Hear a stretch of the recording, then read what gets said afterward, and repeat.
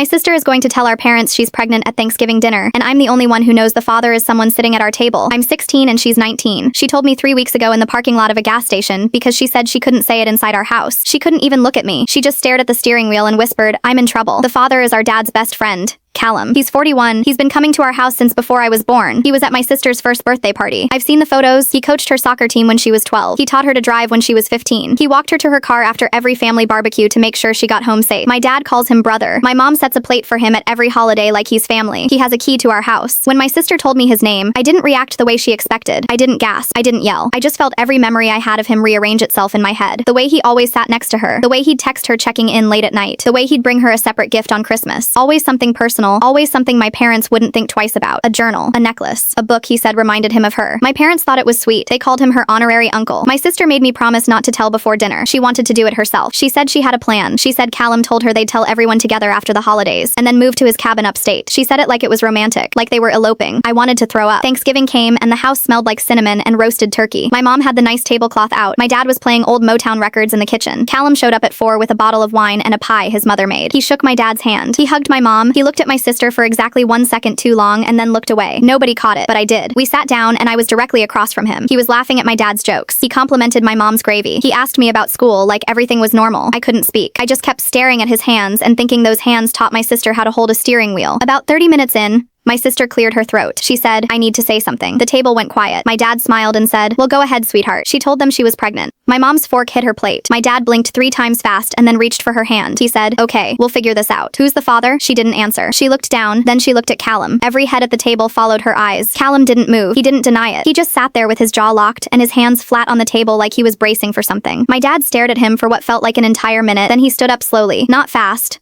Not violent. Slowly, he said one sentence. "You coached her when she was 12 years old." Callum opened his mouth and my dad raised one hand and said, "Don't." My mom was already on the phone. I don't know when she grabbed it. I don't know when she left the table. But I could hear her in the kitchen giving Callum's full name and our address to someone on the other end. Callum stood up and said, "I think I should go." My dad stepped between him and the door and said, "You're not going anywhere." His voice didn't shake. His hands didn't shake. He just stood there blocking the only exit like he'd been waiting his whole life for this moment without knowing it. Callum sat back down. Nobody said a word for 12 minutes until the officers arrived. They asked him to step outside. He went quietly. My sister didn't cry. She didn't defend him. She just sat there looking at the empty chair where he'd been sitting and said, "He told me nobody would believe me." My mom knelt beside her and said, "We believe you." My dad walked back to the table, picked up Callum's plate, his glass, his fork, and threw all of it in the trash. Then he sat down next to my sister and held her hand and didn't let go for the rest of the night. The wine Callum brought sat on the counter untouched. My mom poured it down the sink before bed. My sister started therapy 2 weeks later. She still flinches when someone knocks on the front door. Last week she asked my dad to change the locks. He'd already done it the day after Thanksgiving.